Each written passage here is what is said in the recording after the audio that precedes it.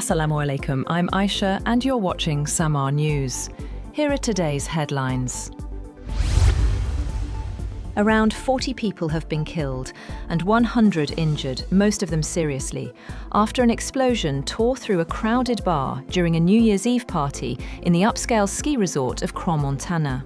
Swiss officials said a fire broke out at 1:30 a.m. in a bar called Le Constellation in the resort in southwestern Switzerland.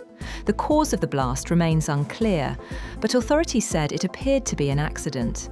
The head of security for the Valais canton said some of the victims are from other countries. Russia says it has extracted and decoded data from a Ukrainian drone shot down earlier this week, claiming it proves the aircraft was targeting a presidential residence in the Novgorod region. Russian military officials say the findings will be shared with the United States to establish what they call the truth. Russia has accused Ukraine of killing at least 24 people, including a child, in a drone strike on a hotel and cafe where civilians were skiing in the new year in a Russian-controlled part of Ukraine's southern Kherson region. Vladimir Saldo, the Russian-installed governor of the region, first made the assertion about the strike in a statement. Russia's foreign ministry and senior Russian politicians later accused Ukraine of carrying out a terrorist attack. Ukrainian President Volodymyr Zelenskiy, in his New Year address to the nation, has said that Ukraine wanted the war to end, but not at any cost, adding he would not sign a weak peace agreement that would only prolong the war. He said Ukrainians were exhausted from nearly 4 years of war, but not prepared to give up. Zelenskiy said any signature placed on weak agreements only fuel the war, adding that a peace agreement is 90% ready. Ukrainian and European officials have rejected Moscow's claims that Ukraine targeted a personal residence of Russian President Vladimir Putin with a drone attack this week. The Wall Street Journal reported that US national security officials have found Ukraine did not target Putin or one of his residences in a drone strike. Kaja Kallas, the EU's top diplomat, called Russia's claims a deliberate distraction. Ukraine has denied it carried out such an attack, describing the allegation as a Russian disinformation campaign. Several people have been killed during overnight unrest in Iran as protests over soaring inflation escalated into clashes with security forces. Iranian media and rights groups reported deaths in multiple cities, while authorities blamed violence on demonstrators and said dialogue would be offered alongside security measures. 7 bodies were recovered and 96 people rescued after a migrant boat capsized overnight near Jinak Barra.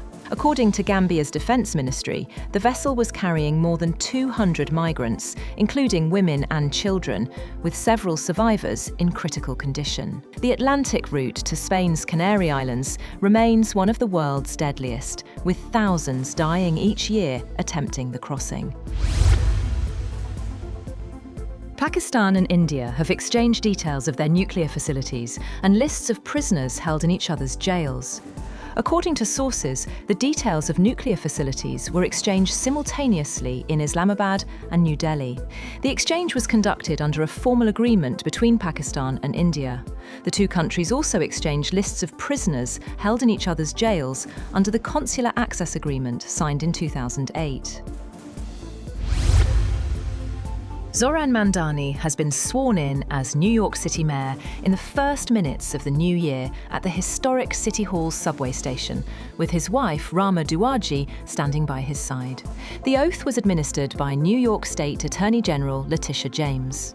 The Democratic Socialists' plans for his first day in office nod to his politics and priorities without straying far from his predecessors, with a sober, official midnight oath-taking, followed by a more celebratory ceremony in the afternoon.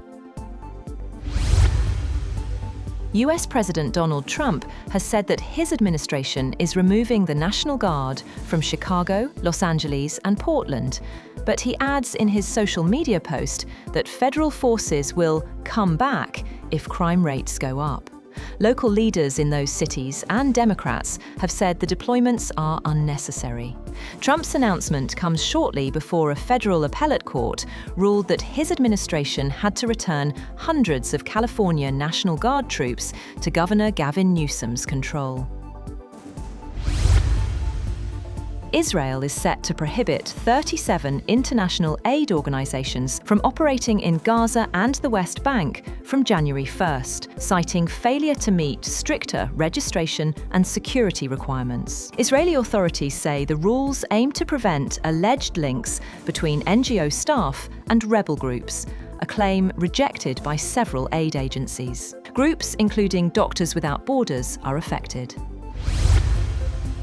Turkey has granted visa-free travel to Chinese citizens holding ordinary passports for tourism and transit. Under a presidential decree signed by President Tayyip Erdogan, visitors from China can now stay up to 90 days within any 180-day period starting January 2nd. The move is aimed at boosting tourism and trade ties between the two countries.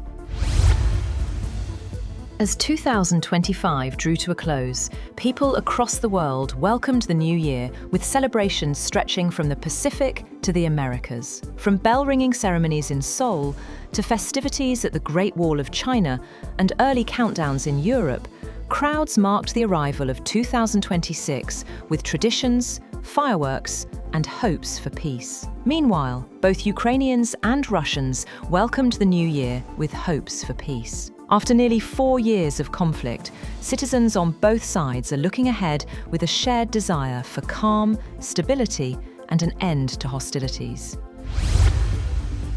And Bulgaria has officially adopted the euro, becoming the 21st member of the Eurozone as the new year began. Celebrations erupted in Sofia, with fireworks and a countdown at the central bank. Supporters say the move completes Bulgaria's integration into the European Union and eases travel and trade, though opposition remains strong among nearly half the population. That's all for now. For more updates, visit www.samaa.tv. Thank you for watching Samaa News.